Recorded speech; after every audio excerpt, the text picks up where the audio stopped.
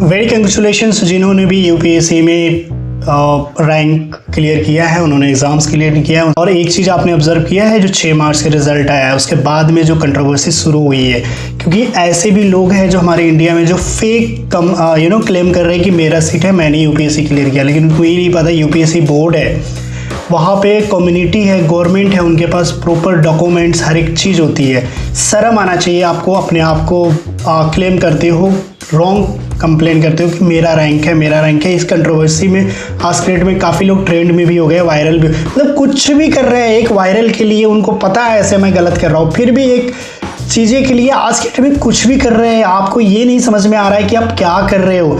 उसमें कुछ नाम है, उनका नाम है बताना चाहिए। हमारा 79, एक नाम है प्रियंका चौधरी।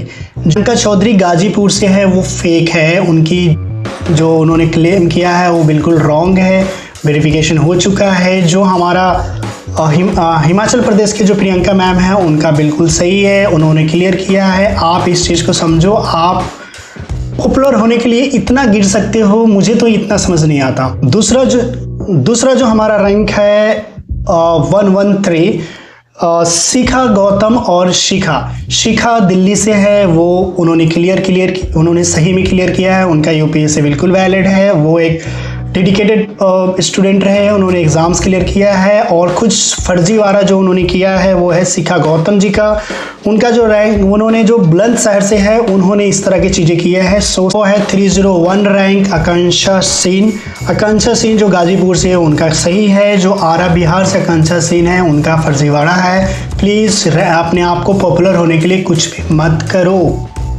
था जो हमारा फर्जीवाड़ा में आया है 440, जिसका नाम है रंजीत यादव, जो बिहार से है, उन्होंने फर्जीवाड़ा किया है। एक रंजीत कुमार आर है, वो है कर्नाटका से, उनका बिल्कुल सही है। आज के टाइम में फर्जीवाड़ा के लिए लोग कुछ भी कर रहे हैं, प्लीज़ डोंट डू।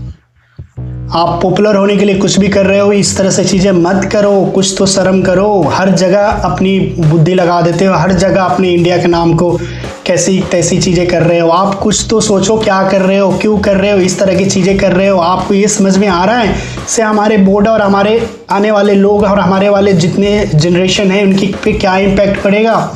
क्योंकि आज के टाइम में जो चीज़ें आप कर रहे हो, प्लीज़ डोंट डू। बोर्ड है, गवर्नमेंट है, सब कुछ है, अथॉरिटी है, सब कुछ वेरीफाई होती है, चेक होती है।